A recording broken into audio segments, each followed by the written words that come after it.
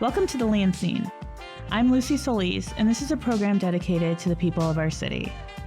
I wanted to create a place for us to have authentic conversations about the inspired stories, opportunities, and resources available right here in our town. As someone who has spent a portion of my life in poverty, I was able to change my trajectory through the help and the resources available right here in our community. I am proof that when we unify, our city and its people can rise together.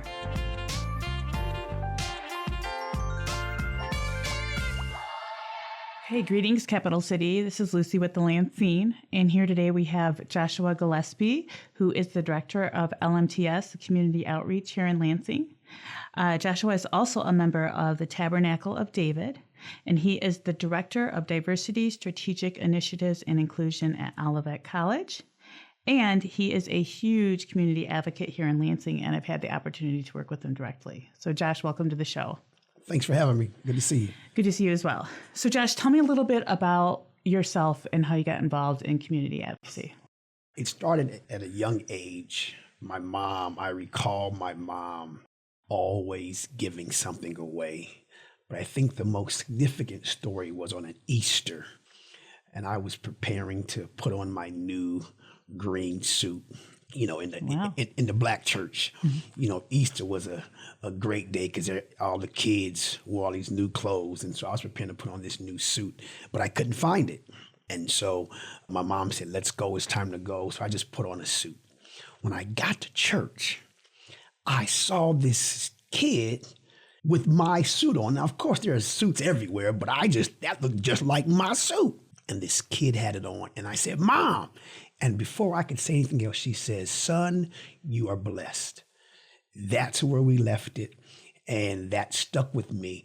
But not only those words stuck with me, but her actions every day. She was always doing something in the church, in the community for someone else. And my grandmother the same way. I mean, for Christmas, every family member would get something from grandma.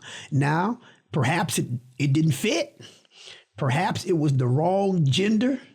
I mean, she's giving me a blouse. What am I doing with a blouse? But she gave it to me, and it was just that sense of giving to make sure that everybody had something. And so that spirit of wanting to help, that spirit of giving started at a very young age for me. And so it just continued in high school, involved with community service organizations. And then, of course, in college, being part of a fraternity and a church that always was trying to do something in the community, those words, those actions more so, and then just caused me to be more engaged. And kind of that's where it started from.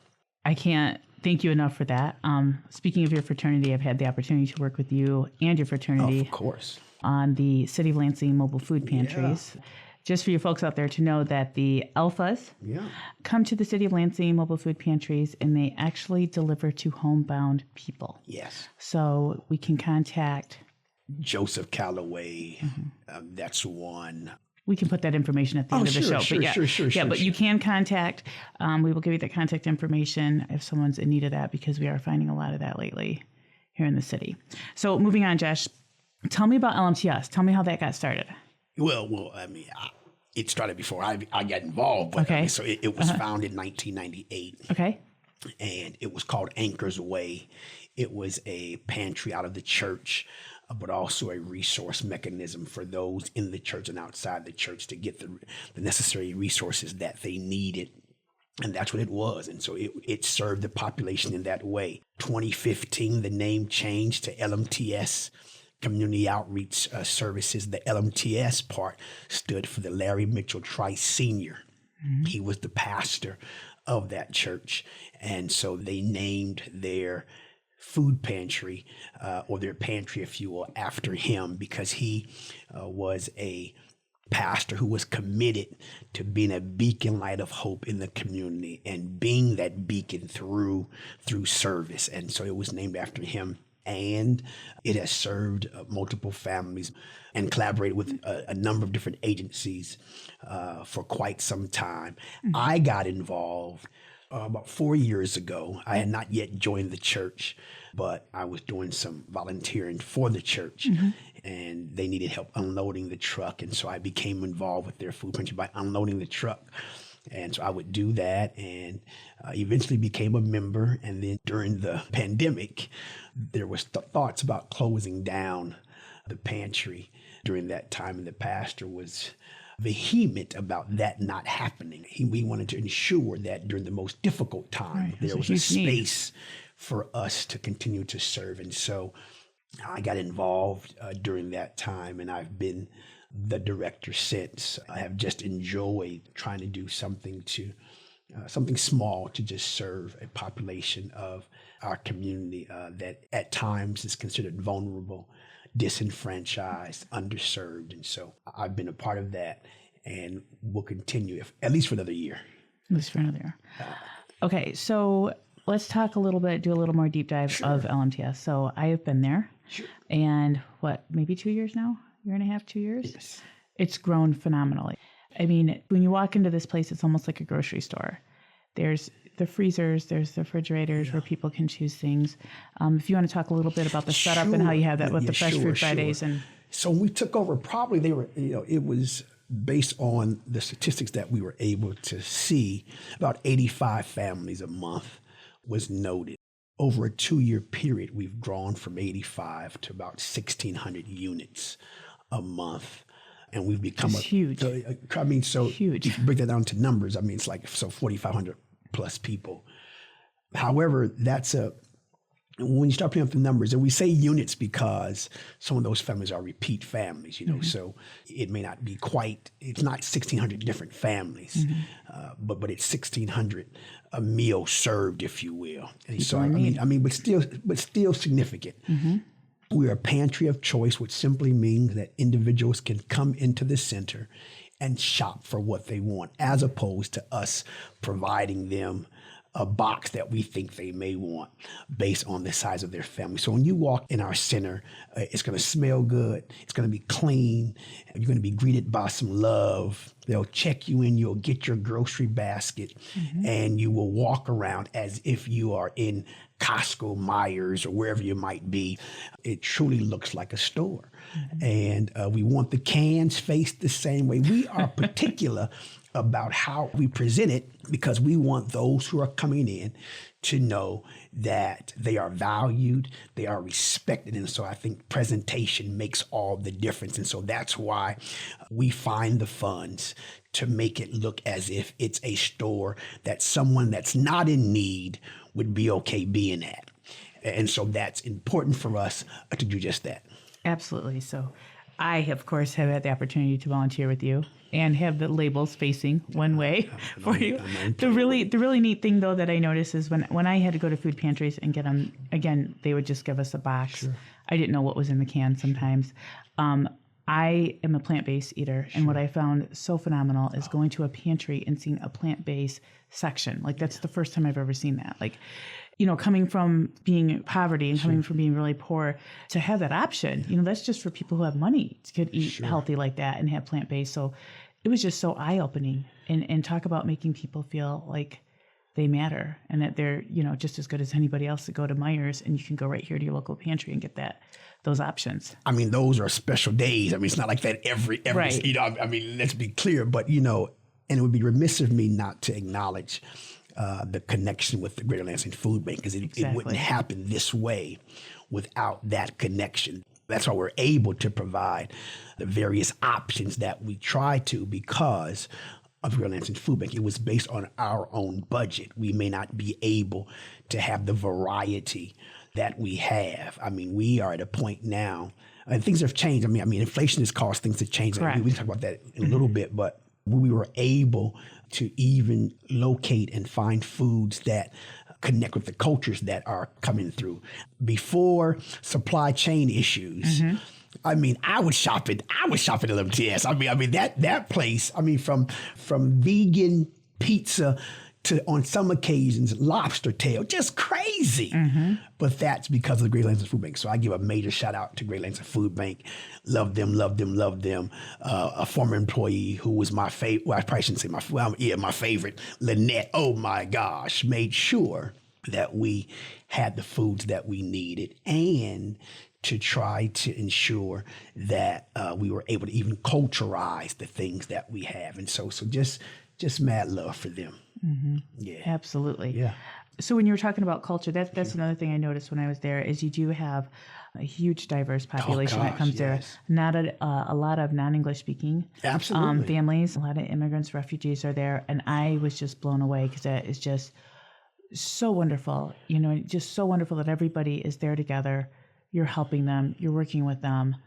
Listen, I mean, when you're able to provide food that is a staple in a community, then that would attract those from that community there. I believe that Fresh Food Fridays it's an initiative that we created.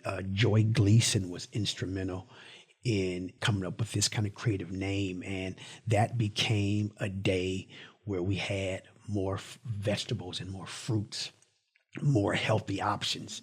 And because of those healthy options, a number of our international population was attracted to LMTS. And so our Hmong population increased, our African population increased, our Cuban population. And although I said Hmong, I should just said our Asian population increased to our Middle Eastern population. I mean, this sea of culture was just beautiful to see and to be around and to learn from. Mm-hmm. So I mean, we're just playing a small part, and that small part allowed us to glean in different ways to try to assist our community. Mm-hmm.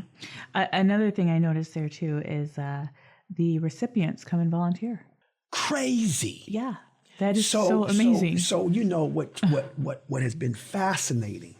As the numbers increased, we were just shorthanded. I mean, mm-hmm. When you're not paying folk, it's hard to, it's hard to have a consistent volunteer. Mm-hmm. And so sometimes, like, we're doing our best to get things ready, and individuals that's waiting in line would say, "Do you need help?" "Yeah, we need help. Come help us." And that turned in for some to be a more consistent volunteer. For a while, as our numbers were as we were just blowing up, I call them my Cuban crew. It's my Cuban family. This group of 6 truly helped us transform what we were doing on Fresh Food Fridays as we unloaded trucks and then tried to stock the center. Yeah, that's just one crew that I would acknowledge. But yeah, just to have individuals who are once in line, now they're serving. And recently, a person who was in line every Friday is now kind of overseeing our AARP employees, if you will. So we've partnered. I'm going to jump into this. We partnered with AARP, and so they're trying to get those 60 and above back into the workforce. So they pay these individuals to work in some areas. So we now have 6 employees from AARP that work for us, and a person that was in line is also an AARP person, but also helping to work with that population. So go figure. And who knew that this person used to manage a store? So you just never know. You never know who's in line, who cares why. The important thing is just to treat them with love and kindness. And if a greater connection comes from that, then amazing. If not, we've done what we could do to support that person during the time that they needed support. Mm-hmm. Yeah, Crazy. I love it. I love that they come and help. So if somebody wants to get involved and volunteer, how would they contact? They can go on the website, LMTSOutreach.org, and they can sign up there. We're also on Volunteer Match if individuals want to subscribe there, or just come to the center, 1122 West Holmes Road, Suite 3 and 4, and come in and just inform us that they want to volunteer, and we'll put them to work. Do you still have the closet? So Can you talk a little bit about that? Yeah. So the closet is currently shut down. Okay. But we're going to resume it in February. We wanted to just kind of change up some of the clothing. I wanted to have clothing that also matched the collegiate environment. I want to not just serve some of our seniors or those going back into the workforce, but also to have clothing that resonates with our college students as well. We want our career and work clothes closet to connect with whoever is coming in there. So we just can't have it got to a point, Lucy, where it was like we was going to church. Nothing wrong with the church. Nothing wrong with the church clothes. But I wanted to look more than just the church clothes, you know. So anyway, so that's down for now, but it will resume in February. Okay, great. So you gave the information on how to volunteer, how to contact for help. What are your hours? Our current hours are 10 a.m. to 3 p.m. Tuesday through Thursday. We've put a hold on Fresh Food Fridays because we're not getting the produce because of supply chain, and then the weather doesn't allow for that. But those are our current hours, and we're using Friday now as an opportunity to stock for Tuesday. I didn't say this, but I should have said this. Lucy, it got to the point where we're 100 people a day. Oh, wow. 100 people a day on Fridays, 160 plus. I think our highest Tuesday was 125. Our highest Friday was 175. But this was pretty consistent. Right. And so, you're coming on Thursday. There is nothing in the center. We unload a truck and the next day it's gone. That's just the volume of people coming through and us just trying to serve them the best that we can. We haven't talked about this, but things have shifted with inflation, the cost of food, the supply chain issue, and for some places, a decrease in donations coming in, that's impacted how much we're able to even give to a family. It used to be because you come in LMTS, you got a month, 2 months worth of food, you're good to go. Right. And you can come back next week. We didn't have the restriction of once a month. You can come once a week, and Fresh Food Friday. So we were doing, we were taking care of people plenty for sure. But now with this shift, we've had to be more strategic in how we distribute food, just to ensure that people are getting something. And that's been bothersome to some degree, because you want to give them as much as you can, right. But it's just not been plausible lately. Are we still utilizing the office for a warming? Absolutely. So give a shout out to Lucy. She was on my nerve on that day, but it was all good. No, folks were outside standing there. It was cold. And one of the rooms that we were using to store things, Lucy suggested, it would be kind of cool to have a warming station. I'm like, Lucy, the room is only so big. We're not downtown, the city. We got room for those. She's like, Josh, just think about it. So listen, the idea was brilliant. We just implemented it. Matter of fact, 2 weeks later, we cleaned out the room, painted the room, put a TV in the room, and used it as a warming station. And it was one of the best things that we could have done. Once again, it reminded people that we cared about them. And it was just another gesture to be chivalrous, if you will, for those coming in. So, yep, we implemented that idea, and it's funny, we just moved it to a larger room 2 weeks ago, actually. Oh, awesome. Yeah. And is that the same hours for the warming? Yes. So it's not a warming station as, there's a lot of times for it. So whenever we're open, if you're in line, then as opposed to just waiting, we bring you in to be warm, and then as each guest goes through, when there's space, we bring someone else in, just so you're not standing out in the cold as long. That's wonderful. Wonderful. Thank you so much. Sure. So anything else you'd like to wrap up? Waiting for you to ask that, of course. So we are really excited about what's forthcoming. So we applied for a grant with HRCS. And we were approved for this grant, and this grant will allow us to offer free therapy. And so we know that mental health is an issue that has no prejudice. Anyone, it makes no difference how wealthy, how educated you are. Mental health can impact anyone. And so we recognize that particularly in vulnerable populations, mental health, those communities tend to have a higher level of mental health concerns or issues, if you will. For one, because of all of the pressure, number one. And so, yes, we'll be offering therapy beginning in January.